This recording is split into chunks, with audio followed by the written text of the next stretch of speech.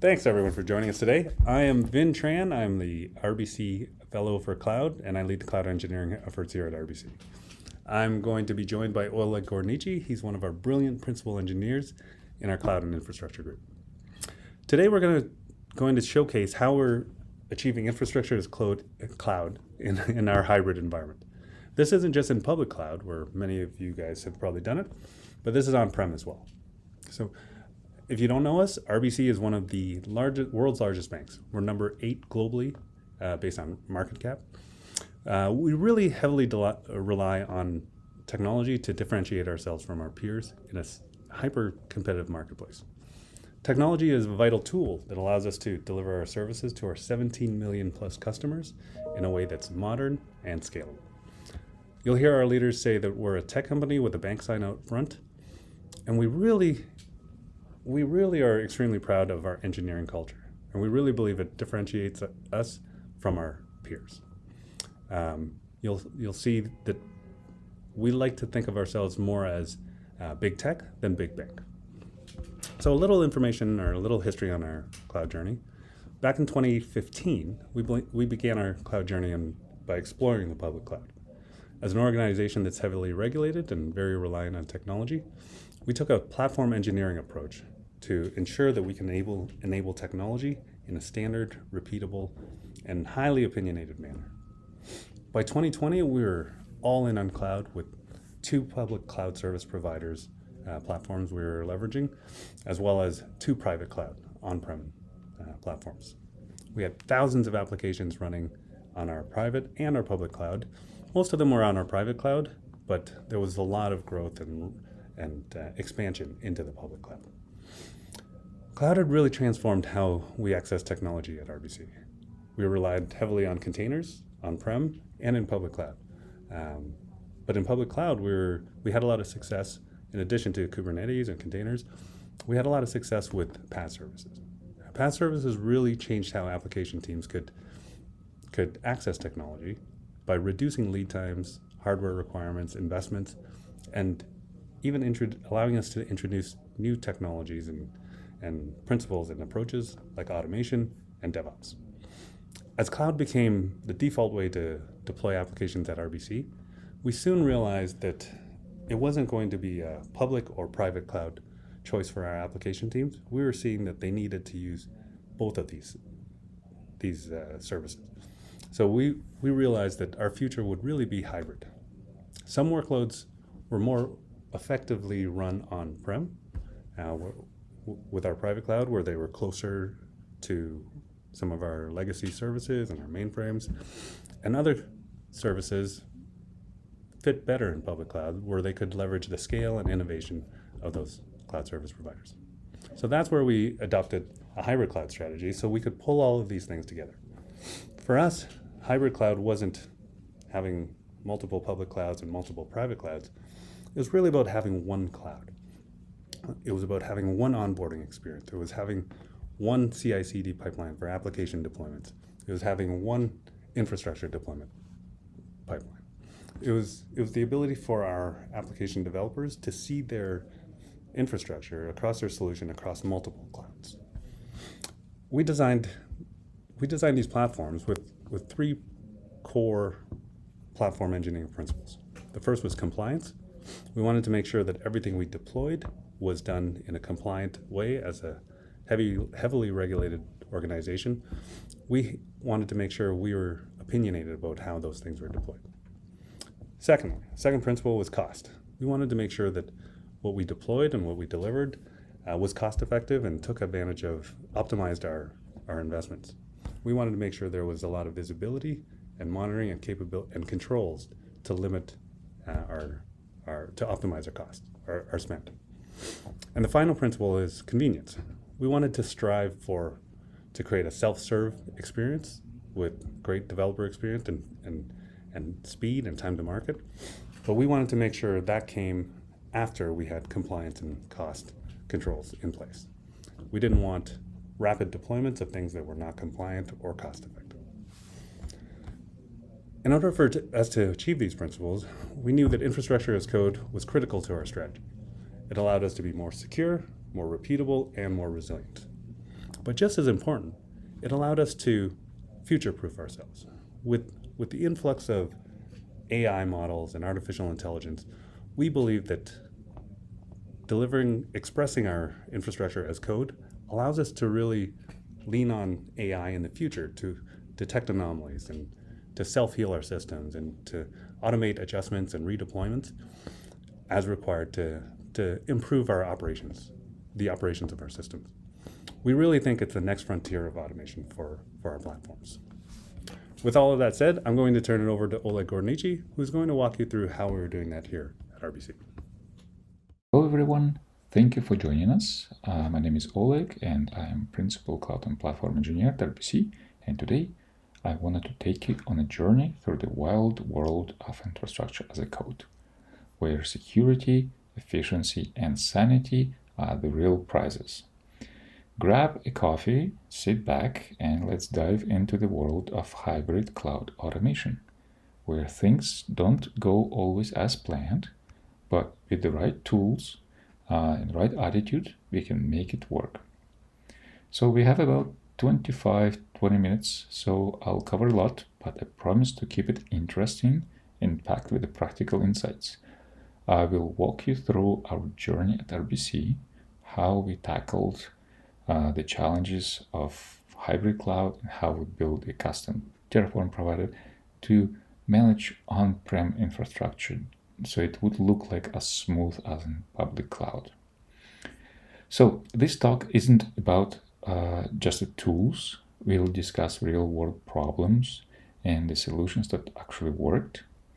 There is a lot to get through, and while I would love to dive into every single technical detail, I'll focus on most valuable lessons. So if you have any questions or you want to discuss specifics, let's connect after the session. So managing infrastructure across multiple platforms is like trying to cook a 5-course meal in 3 different kitchens at the same time. Public clouds like Amazon, Azure, GCP offer well-defined APIs and strong Terraform support, making automation fairly smooth. But the moment you step into the private cloud and on-prem infrastructure environments, things get complicated. Different interfaces, security policies, and levels of automation make it feel less like a kitchen and more like an escape room. And believe me, some days it felt like we stuck in that room with no clues how to escape. Our goal at RBC is to find a way out while making sure our infrastructure stays secure, cost-effective, and easy to manage. As Vinh alluded earlier, we base our hybrid cloud strategy on 3 fundamental principles: compliance, cost, and convenience. So we have to keep in mind, if you focus too much on compliance, innovation would definitely suffer. If you ignore cost efficiency, well, I just say CFOs don't enjoy surprise bills. And if you don't prioritize convenience, team would start building their own creative, custom-made, rule-breaking workarounds. You know how it is. So the solution is a system that balances all 3, ensuring security, keeping costs predictable, and making deployment fairly simple and straightforward. To bridge the complexity of multi-cloud and on-prem environments, we turned to a tool called Terraform Enterprise, TFE. Before Terraform Enterprise, teams had a bunch of different playbooks, scripts, custom pipelines. So TFE gave us one central console, central workflow, eliminating manual inconsistencies and helping us move faster with guardrails in place. This drastically reduced operational overhead, ensuring we can focus on innovation rather than managing disparate tooling. So one of the biggest advantages of Terraform Enterprise is ability to standardize infrastructure provisioning across different environments. Instead of juggling custom scripts and multiple cloud-specific tools, our teams can define infrastructure once and deploy it seamlessly across Amazon, Azure, GCP, and now on-prem systems. This standardization has not only simplified deployments but also improved consistency, security, and most importantly, compliance across all our infrastructure. So to further optimize execution and security, we deploy Terraform Enterprise agents within each individual cloud and on-prem environments. These agents bring at least 3 key benefits. Faster deployments. By executing Terraform plans within their respective environments, we eliminate unnecessary cross-network communication, reducing latency and improving performance drastically. It's much more secure execution. By keeping execution inside the security boundaries, each environment, sensitive data never has to leave its respective cloud or data center in case of on-prem. Scalability and load distribution. While having multiple agents in place, Terraform execution is distributed efficiently, preventing unexpected bottlenecks and ensuring high availability.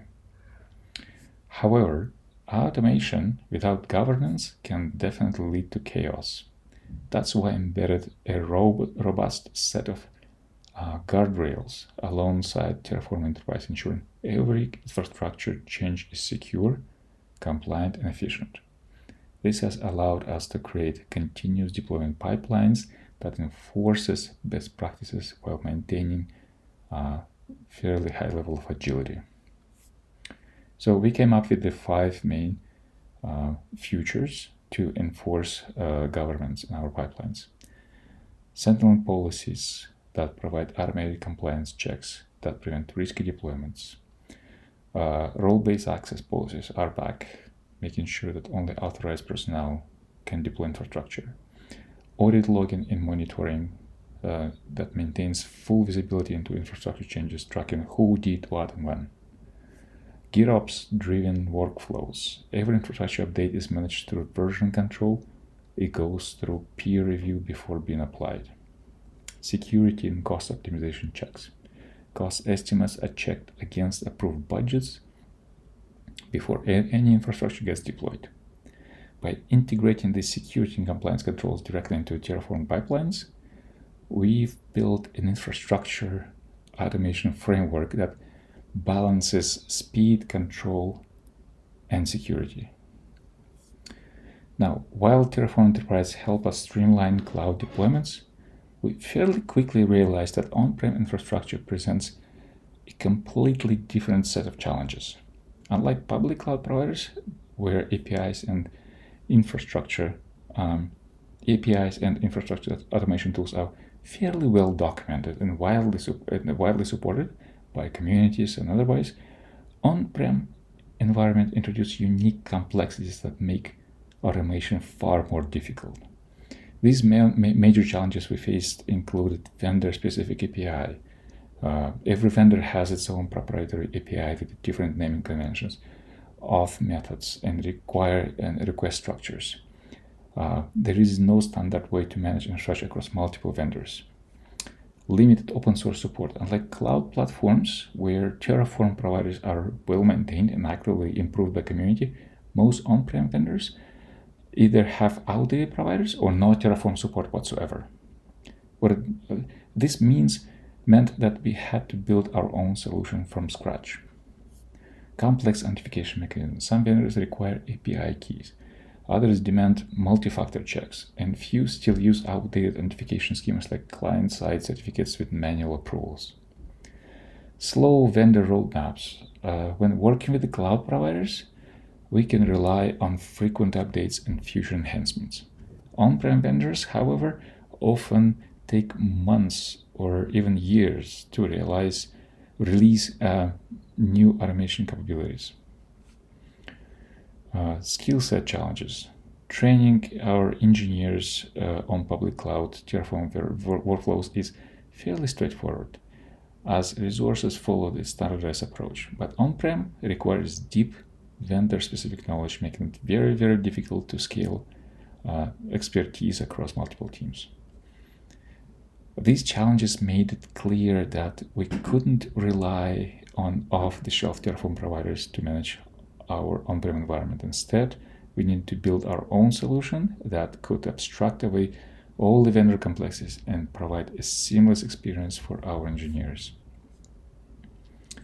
Now, managing on-prem infrastructure with Terraform isn't just about writing scripts. It's about solving real-world challenges. At RBC, we tackled this by focusing on a few key areas.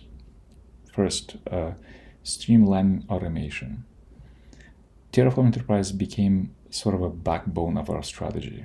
Deploying TFE agents inside of data centers meant Terraform workloads run securely and efficiently within our environments, reducing latency and eliminating unnecessary network hops. Standardization at scale.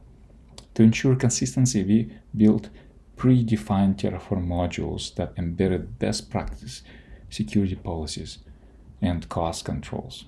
Team can now deploy infrastructure faster with fewer errors and greater reliability. Unifying on-prem automation. With all 400 plus vendor solutions, we needed a unified approach. Our custom Terraform provider abstracts away vendor differences, allowing teams to interact with diverse on-prem systems through a single simplified interface.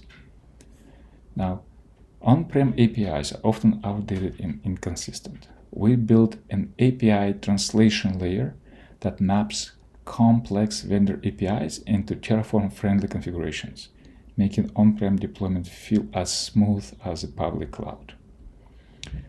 We believe in security and compliance to be built in, not bolted on.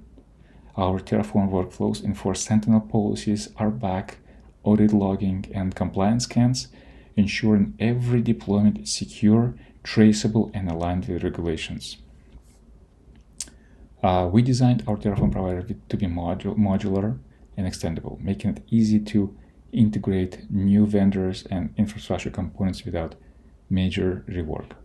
By tackling these challenges, we turned on-prem infrastructure from manual, inconsistent process into scalable, fully automated and secure system, ready for the future. Managing on-prem infrastructure with Terraform, with the infrastructure as a code, Terraform isn't just about writing the Terraform scripts. It's about overcoming a very unique set of challenges that don't exist in the cloud. At RBC, we focus on a few key areas to make this transition smooth and efficient. So let's take a deep dive into how we build our custom Terraform provider. So managing on-prem infrastructure, Terraform wasn't an easy journey. Unlike public cloud environments with well-documented APIs, on-prem was a tangled web of vendor-specific quirks, auth methods, and outdated protocols.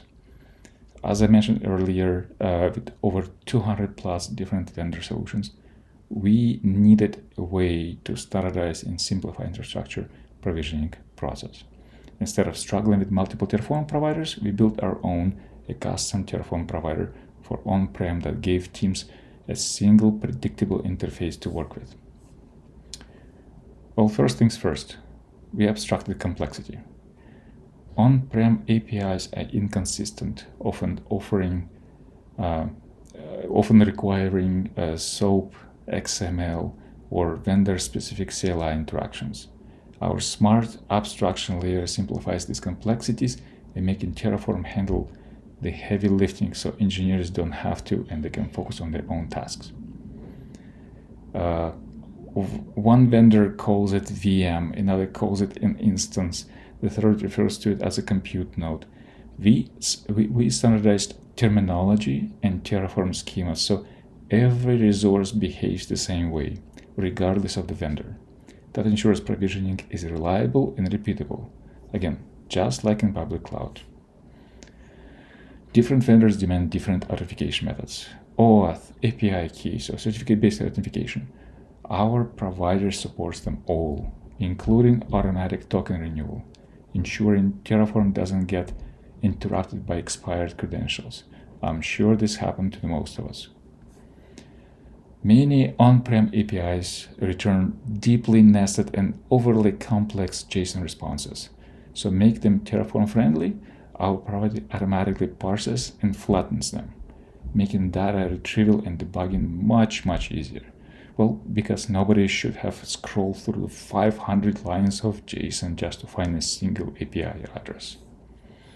So vendor APIs often return data in 50 different pieces instead of one useful response, requiring multiple API calls. Our provider handles pagination automatically, ensuring Terraform gets complete and accurate data without extra complexity. We also build an error management mechanism that detects, categorizes, and retries common API failures, ensuring deployments don't fall due to temporary glitches. And to avoid the maintenance nightmare, we designed the provider to be modular and extensible. New vendors can be added without breaking existing functionality, and updates almost as seamless. We structured our repository to keep things clean and scalable. So we introduced a reusable package, which translated into common logic as modularized to avoid redundancy. API calls are separated. Each vendor API's interactions are isolated, making debugging of the overall code base much easier. And we added comprehensive documentation. Every function, every workflow is well documented so the engineers can onboard and hit the road quickly. Now, this state synchronization, it's a big topic. It's one of the hardest things about managing on-prem with Terraform is keeping Terraform's state in sync with actual reality. Cloud providers handle this automatically because they control the infrastructure. But on-prem, that's a whole different story. We needed the way to detect configuration drift, so Terraform doesn't think a VM still exists when somebody deleted it manually. Automatic reconciliation state, so Terraform updates reflect actual reality. Avoid unintended changes, because no one likes a surprise database deletion. So to address these, we implemented polling mechanisms and webhooks to track real-time changes in on-prem infrastructure. A drift detection that alerts us when something changes outside of Terraform. Independent API interactions to ensure that Terraform apply doesn't break anything it shouldn't. So when it comes to building a robust and scalable Terraform provider, choosing the right technology stack is half the battle. We needed tools that were performant, scalable, and easy to maintain in the long run. So let's talk about the key components that made our solution work. First, we built our provider using Terraform plugin framework, HashiCorp's recommended way to develop Terraform providers, and mainly because HashiCorp did the heavy lifting for us. The framework provides us with a structured way to handle resources, native Terraform compatibility. Our provider behaves just like official cloud providers, unification and state management support, ensuring that our provider integrates seamlessly with the entire Terraform ecosystem. To avoid reinventing the wheel, we use scaffolding frameworks that enforce best coding practices and reduce boilerplate code. These frameworks helped us speed up development, enforce modularity, and ensure maintainability, making it much easier for teams to contribute and extend providers' code base as needed. Well, you can think of it as a IKEA furniture for Terraform development. It comes with a structured blueprint, it fits together nicely, and if you follow the instructions, you won't end up with three extra screws and existential crisis.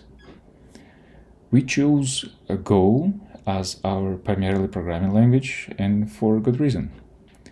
Terraform itself is written in Go, making its obvious choice. It's fast, has strong concurrency support, and integrates natively with Terraform SDKs. Plus, its robust standard library and ease of dependency management made our development process smoother and more predictable. And let's be honest, writing Terraform providers in Go is basically an industry standard at this point. If you try to build one in another language, probably HashiCorp engineers might personally show up at your house doorsteps and ask, why would you do that? A Terraform provider that breaks in production isn't useful for anyone. To prevent that, we implemented a comprehensive testing strategy.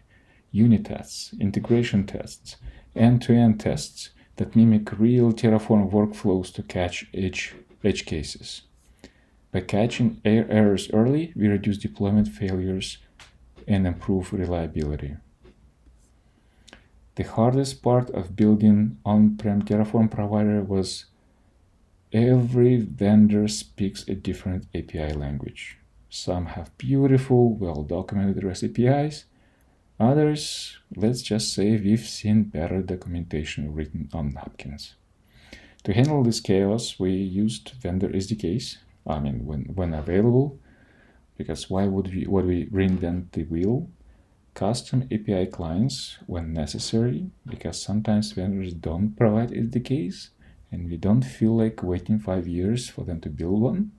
And in some cases, we had to use direct API calls when we had no other choice but to manually decipher API response like an ancient script.